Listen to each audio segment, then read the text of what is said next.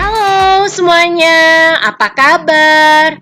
Semoga kalian masih dalam keadaan sehat walafiat ya, dan tetap bersemangat dalam mengikuti pembelajaran meskipun di rumah. Untuk kimia hari ini, kita akan belajar tentang sifat keperiodikan unsur atau sifat-sifat periodik unsur. Kita langsung saja ya, apa saja yang harus kita pelajari hari ini. Pertama, sifat lora. Lora itu logam dan radius. Radius artinya jari-jari atom. Ibu singkat menjadi lora. Yang berikutnya, Ibu beri singkatan piano. P potensial reduksi, I energi ionisasi, A afinitas elektron, N keelektronegatifan, O sifat oksidator. Kita mulai dari lora, lebih pada kecenderungannya. Untuk lora, logam dan radius dari kanan ke kiri semakin besar, dari atas ke bawah semakin besar.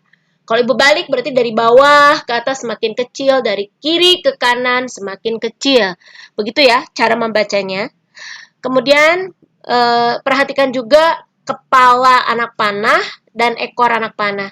Jadi kalau kepalanya dari kanan ke kiri, berarti artinya yang besarnya itu ada di kiri. Dan kalau kepala ada di kiri, pasti ujungnya kalau dalam satu golongan, yaitu kepalanya di bawah. Jadi pasti satu arah ya, satu arah, tidak mungkin berlawanan. Maksudnya supaya memudahkan kalian dalam mengingat. Kita masuk pada penjelasan sifat logam dan non-logam. Karena tadi di awal sudah Ibu sampaikan bahwa sifat logam dan non-logam itu dari kanan ke kiri semakin besar, dari atas ke bawah semakin besar. Ibu punya natrium di sini, Na, natrium, sama Mg. Dua-duanya ini logam anak-anakku, tapi kalau Ibu tanya, manakah yang paling sifat logamnya paling kuat, maka jawabannya Na. Kenapa Na? Karena Na posisinya lebih kiri dibandingkan dengan Mg. Kemudian ada Na dan Al, aluminium. Manakah yang sifat logamnya paling kuat? Maka jawabannya tetap Na, karena Na posisinya lebih kiri daripada Al. Sekarang Ibu punya Na, ya, di kiri Na, di kanan ada Cl atau klorin. Manakah yang sifat logamnya paling lemah? Maka jawabannya di sini adalah Cl. Ya, Cl yang ini. Kenapa Cl? Karena Cl posisinya lebih kanan dibandingkan dengan Na. Kalau sifat logam lemah, berarti dia kita sebut sebenarnya non-logam. Begitu ya. Berikutnya dari atas ke bawah, sifat logamnya semakin besar. Misalnya, Ibu punya di sini ada boron, ada aluminium. Boron lebih atas daripada Al, artinya Al sifat logamnya jauh lebih kuat dibandingkan dengan boron. Begitu ya maknanya, cara membacanya. Nah sekarang perbedaan antara logam dan non-logam mudah sekali. Umumnya logam penghantar atau konduktor yang baik untuk listrik maupun panas. Warnanya biasanya mengkilap dan titik didih, titik leleh juga tinggi. Sedangkan non-logam bersifat non-konduktor, ya. Kemudian titik didih dan titik leleh biasanya umumnya rendah. Kita masuk pada radius atau jari-jari atom. Apa sih yang dimaksud dengan jari-jari atom? Yaitu jarak dari inti atom sampai pada kulit terluar yang ditempati oleh elektron valensi. Misalnya, ini yang merah, inti, dan ini kulit paling luar. Maka, jarak dari inti ke kulit terluar ini kita sebut radius atau jari-jari atom. Bagaimana kecenderungannya? Tadi sudah disampaikan ya, dari kanan ke kiri semakin besar. Lihat ukurannya ya. Kemudian dari atas ke bawah semakin besar. Pertanyaannya, mengapa jari-jari atom dalam satu golongan, misalnya golongan 1A dari atas ke bawah semakin besar? Karena jika kita buatkan konfigurasi elektronnya, nomor atom mulai dari H sampai dengan Cs di sini, maka kita akan peroleh jumlah kulitnya yang akan semakin bertambah banyak dari atas ke bawah. Karena kulitnya tambah banyak, maka jarak dari inti atom ke kulit terluarnya itu akan semakin jauh, alias semakin besar. Sekarang, pertanyaan yang kedua.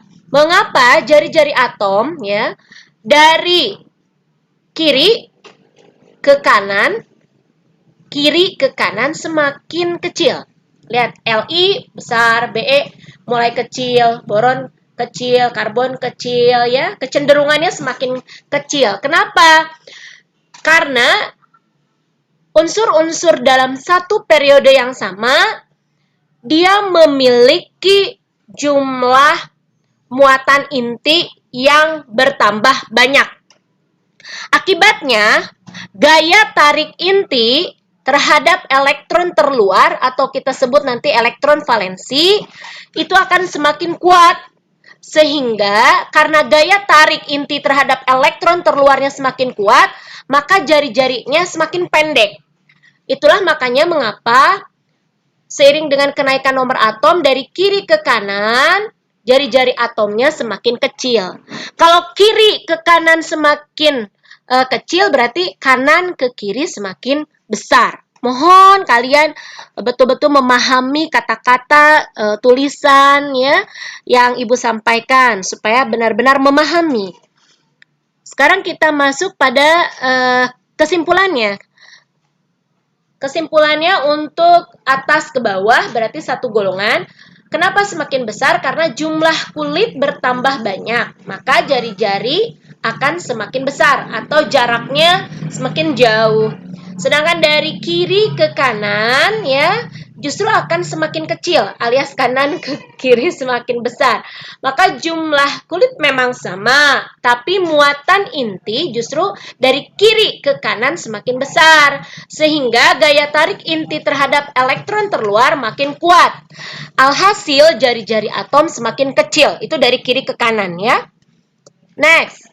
Untuk sifat piano. Piano ini sebenarnya singkatan yang Ibu sudah sampaikan tadi bahwa P itu adalah potensial reduksi, I energi ionisasi, A afinitas elektron, N keelektronegatipan, O oksidator. Kecenderungannya, nah kebalikan dengan yang lora. Kecenderungannya justru kalau ini dari kiri ke kanan semakin besar, dari bawah ke atas semakin besar. Ya, ini kecenderungannya. Jadi untuk sifat piano ini, potensial reduksi, energi ionisasi, afinitas elektron, keelektronegatipan, dan oksidator, semua sifat ini memiliki kecenderungan dari bawah ke atas semakin besar, dari kiri ke kanan semakin besar. Ini kecenderungannya. Kita bahas satu persatu. Apa yang dimaksud dengan potensial reduksi? Yaitu ukuran kecenderungan suatu spesies kimia untuk memperoleh elektron dan karenanya dapat tereduksi. Ini ada data potensial reduksi yang menunjukkan bahwa dari kiri ke kanan itu akan semakin besar, dari atas ke bawah semakin kecil, atau dari bawah ke atas semakin besar. Ya. Kemudian berikutnya energi ionisasi. Adalah energi minimum yang dibutuhkan suatu atom untuk melepaskan satu elektron valensinya dalam wujud gas sehingga membentuk ion positif. Jadi, kalau melepaskan elektron, pasti dia bentukannya ion positif. Kita lihat di sini, ada litium, berilium, boron, karbon, nitrogen. Lihat kecenderungan angka semakin besar ya. Kalau semakin besar berarti energi ionisasi dari kiri ke kanan dalam satu periode itu semakin besar. Artinya apa anak-anakku? Litium dengan energi 520 itu jauh lebih mudah membentuk ion positif dibandingkan dengan nitrogen karena nitrogen memiliki energi ionisasi yang besar. Kalau energi ionisasinya besar, berarti kemampuan melepaskan elektronnya jauh lebih sulit. Artinya, nitrogen jauh lebih sulit dalam membentuk ion positif. Lalu sekarang Ibu punya di sini ada boron, aluminium dalam satu golongan 3A. Boronnya 801.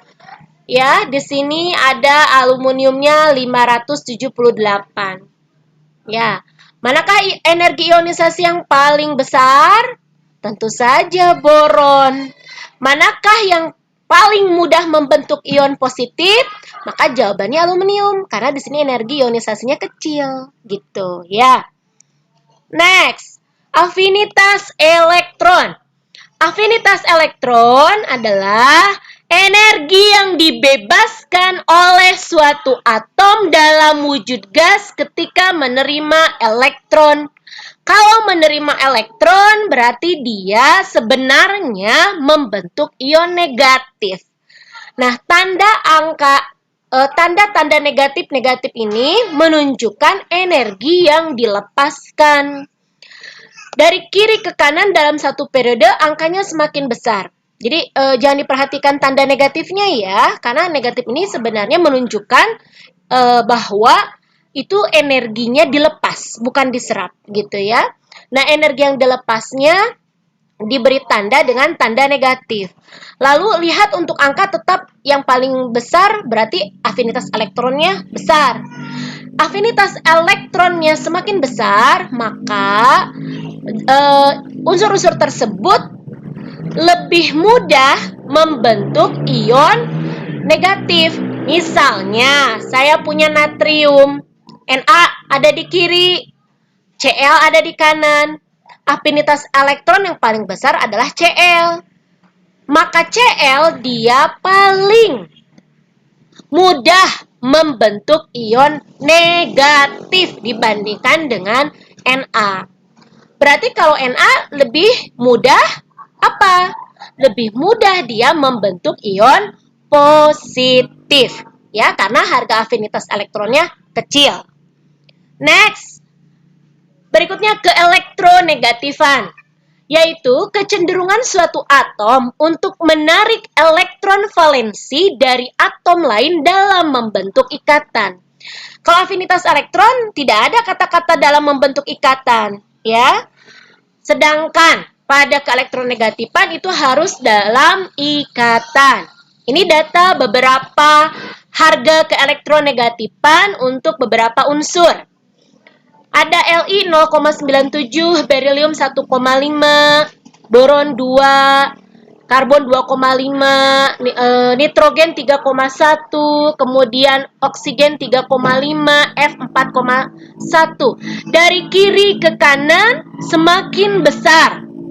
Artinya, kalau begitu, mana yang paling elektronegatif di antara Li dan F? Maka jawabannya adalah F. Ya. Kemudian manakah yang lebih elektronegatif? Misalnya ibu punya H dan F. Tentu saja F, karena F di sini posisinya paling kanan dibandingkan dengan H. Untuk contoh, ibu punya HCl. Nah, HCl ini H-nya punya 2,1, Cl-nya punya 2,8. Mana yang paling elektronegatif? Tentu Cl. Ya, nah maka Cl ini dia akan cenderung menarik elektron valensi dari H ketika dia berikatan dengan H, membentuk ikatan HCl. Next lagi, ibu punya H dan F. H 2,1, F 4,1. Mana yang paling elektronegatif?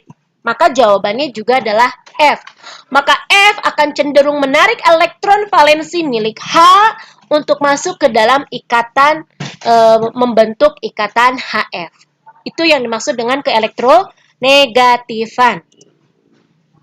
Berikutnya oksidator. Oksidator ini spesi atau zat yang memiliki kemampuan untuk mengoksidasi zat lain atau menyebabkan terjadinya reaksi oksidasi pada zat lain. Lawan kata oksidator adalah reduktor. Berarti kalau reduktor, spesi yang memiliki kemampuan mereduksi zat lain. Jika ada spesi atau zat bersifat oksidator kuat, maka artinya zat itu pun sekaligus menjadi reduktor yang terlemah. Paham ya? Contohnya begini, ibu punya nih F, Cl, Br, dan I. Ini terletak pada golongan 7A. Karena F ini posisinya lebih atas dibandingkan Cl, Br, dan I, maka F ini merupakan oksidator paling kuat. Tapi sekaligus juga reduktor paling lemah dalam golongan 7A. Itu maksudnya. Ingat kecenderungannya anak-anakku. Dari kiri ke kanan, oksidator makin besar, dan dari bawah ke atas juga makin besar. Berarti kalau dalam satu golongan F, Cl, Br, dan I, jelas pasti F yang akan memiliki sifat oksidator paling kuat dibandingkan dengan yang lain. Tapi ingat, sekaligus juga dia merupakan reduktor paling lemah di dalam golongan 7A. Nah, ini sifat tambahan ya anak-anakku. Tidak Ibu masukkan ke dalam LoRa maupun piano, tapi silahkan diingat. Titik didih dan titik leleh, yang intinya sebenarnya titik leleh dan titik didih untuk unsur-unsur yang logam umumnya berada pada suhu yang sangat tinggi ya. Logam-logam misalnya Ibu ambil ini nomor atom 13 itu Al ya, maka dia ada di atas seperti ini. Itu titik lelehnya, dan yang biru ini ada di paling puncak juga, maka dia menunjukkan titik didihnya juga tinggi. Begitu cara membacanya.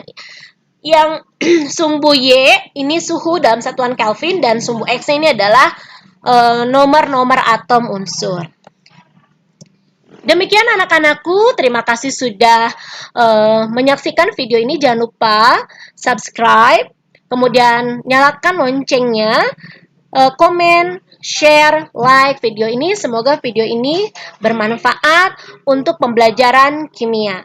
Terima kasih, sampai ketemu lagi pada pembelajaran berikutnya.